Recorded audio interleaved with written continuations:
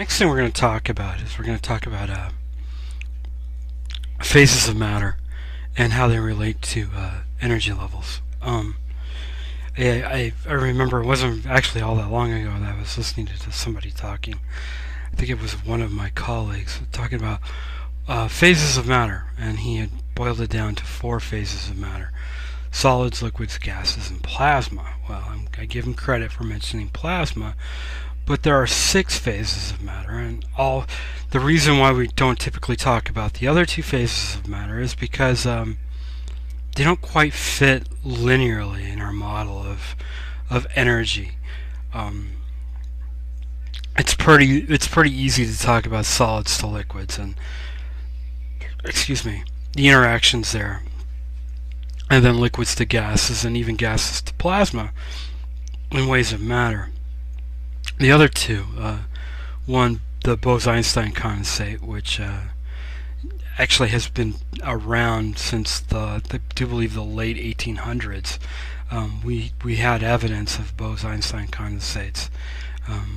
Regardless of what you believe about the Nobel Prize, it was for something a little bit different. They didn't discover Bose-Einstein condensates, they just discovered a particular type. And the other form of matter is fermionic condensates. Now, Bose-Einstein condensates and fermionic condensates can fit into any of these 3 categories. I have a hard time imagining a Bose-Einstein condensate going from plasma to the BEC level, BEC being the abbreviation for Bose-Einstein condensates. It's really difficult to see that transition. I can't see it. It's not that it's not possible. It's just I just can't imagine the science that's actually going on to transfer plasma, high energy, into Bose-Einstein condensates, which is tremendously low energy. Actually, as a matter of fact, the ones in the gentleman in Boulder that were doing the projects were talking about nanokelvins. We're talking about the almost the basement level in the universe. So it's very difficult to see that transition from one to the other. So let's talk about what's going on here. I'm going to start with plasma, and then I'm going to work my way all the way up to fermionic condensates. So plasma, well, plasma, we're not referring obviously to blood. Blood plasma is completely something different. When we talk about plasma, we're talking about a particle that has so much energy that all the electrons around that particle have been liberated. So when we have to go back to looking at the universe as via the Bohr model, which is the incorrect model for atomic structures, but we'll use that just for this discussion. So if we look at the Bohr model, we have the nucleus, which is made up of nucleotides, neutrons and protons, and then we have the electron that's orbiting around that. And this is the Bohr model, once again, not a proper model, not a correct model, nowhere near what's really going on in that model. We'll talk about the atomic structure when we go into quantum mechanics, but that's the Bohr model of an atom. It's the Bohr model of a hydrogen atom, to be more precise. So when we have plasma, what we've done is we've managed to dump enough energy, and that energy is in the form of heat, into the system, that this electron is liberated. Okay?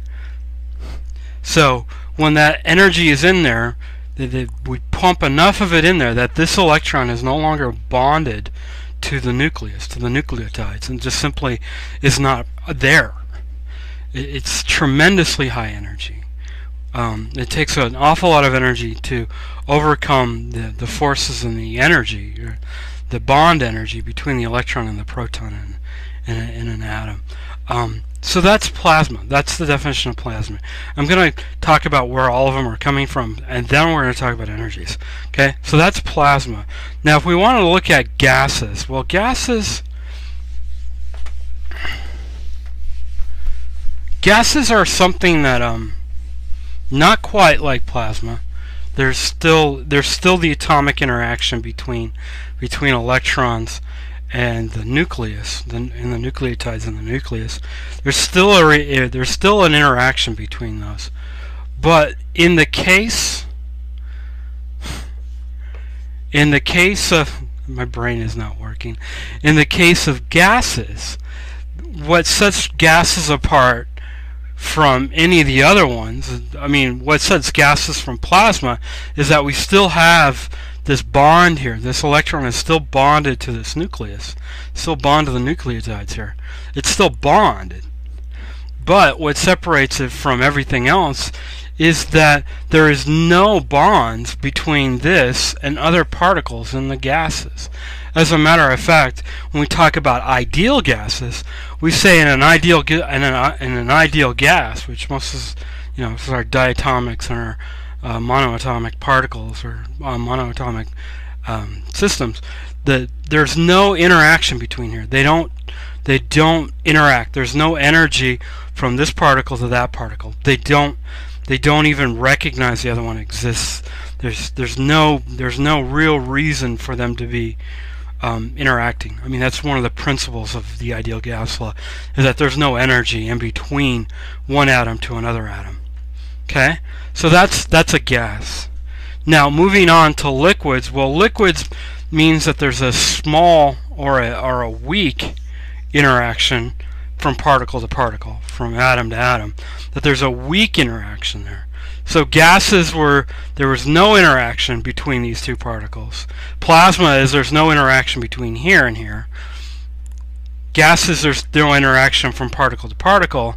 Liquids say that there is an interaction between particles and particles.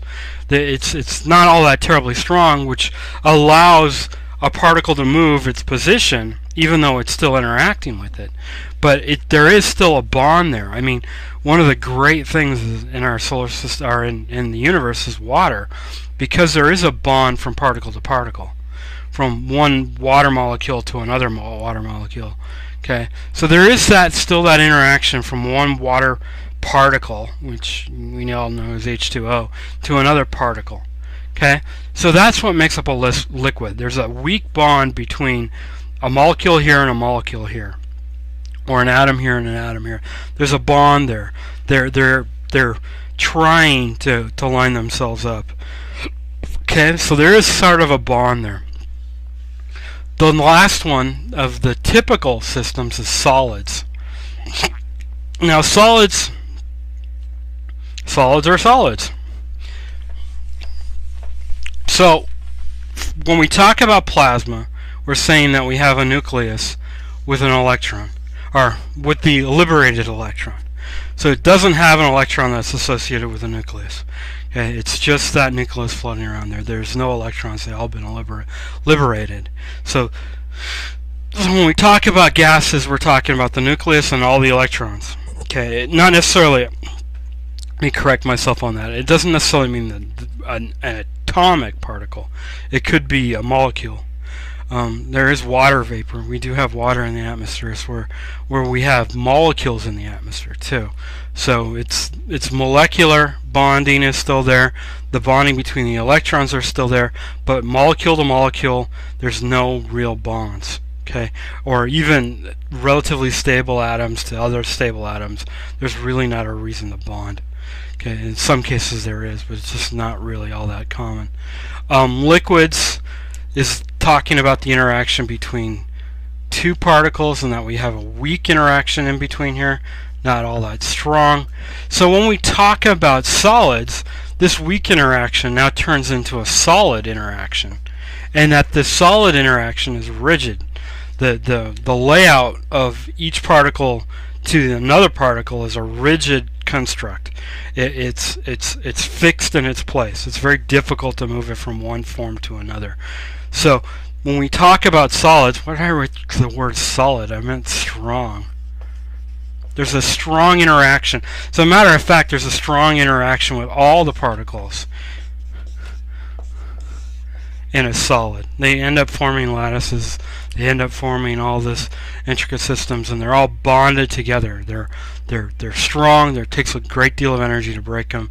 It's a nice bond. Okay, so that's a solid. So those are your four major types of forms. The other two, the Bose-Einstein condensates and the fermionic condensates, are kind of like a way of describing particular types of solids, liquids, and gases. The gentlemen in Boulder that discovered BEC were not the first group to discover BEC. They've discovered Bose-Einstein condensates in gases. Okay, we long have known about Bose-Einstein condensates in liquids, just not in gases. And the gas makes it kind of a really interesting phenomenon. Anyway, Bose-Einstein condensates. It turns out when we talk about Bose-Einstein condensates that these are tremendously low energy. They're tremendously low energy to the point where that there's almost no kinetic energy in the particle. There's very little motion from particle to particle. So what ends up happening is you end up getting these particles that start stacking on top of each other. As a matter of fact, they start existing in the same space. Okay? So they just start stacking up on top of each other. And what ends up happening is via quantum mechanics, and we'll talk about quantum mechanics when we get to quantum mechanics, that all of these particles that are on top of each other end up acting like one big particle, okay, which is really kind of cool because it actually allows you to do things like violate the laws of physics, traditional laws of physics, because this property, because it acts like one large particle, it is allowing you to do something on this side, and that's something that we probably will be using Bose-Einstein condensates for, not in the near future, but certainly within maybe a generation or two, is that you could send a beam of light through one end of a Bose-Einstein condensates, and it instantaneously sends a message throughout the entire particle and generates another beam of light on the other end. There's no time through that. It doesn't take time for light to travel from this point to that point. So that's what we mean by instantaneous. And it's actually the only situation that we know of that allows this instantaneous thing.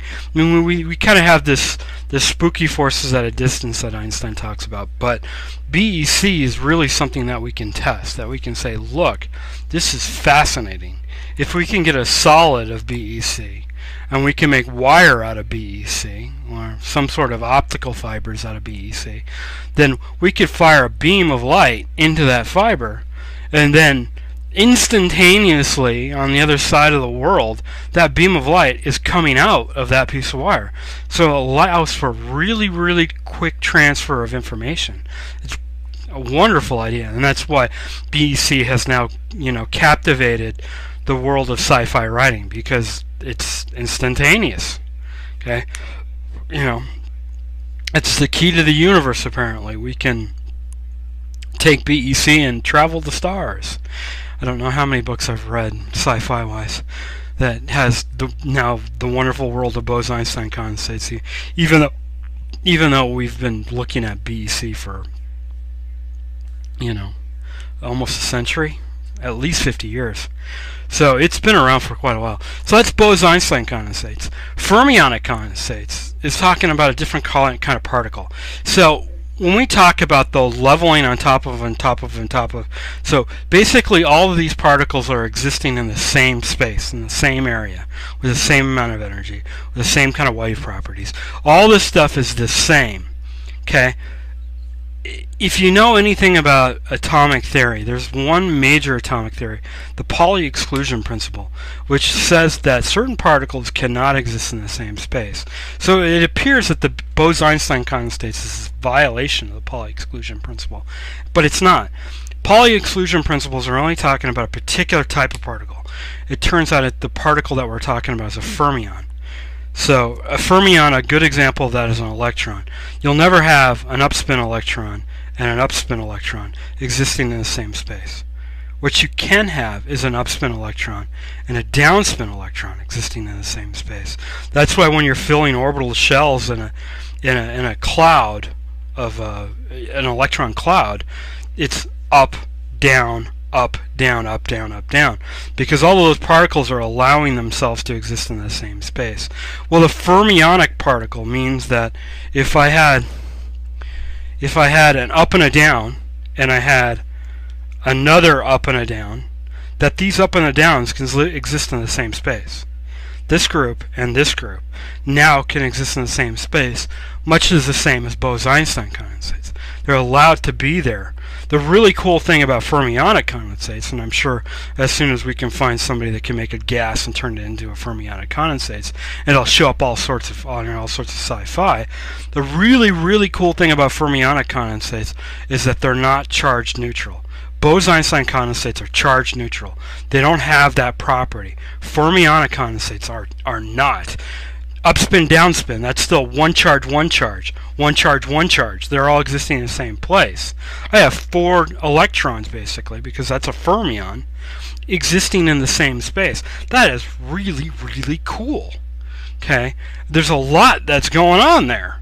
Okay? Which is brilliant. And it's kind of interesting that, you know, it tells you how much we really know about the world, how much the layperson, if you can call authors lay people, understand about the world. I mean, everybody's all about the BEC.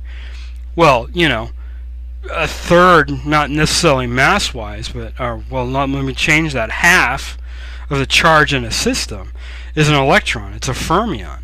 So half of the charges in the world are going to have to be, you know, a fermionic. They have to be, if you're going to do something remarkable, you got to deal with that fermionic level. You got to be able to move beyond the Bose-Einstein condensates.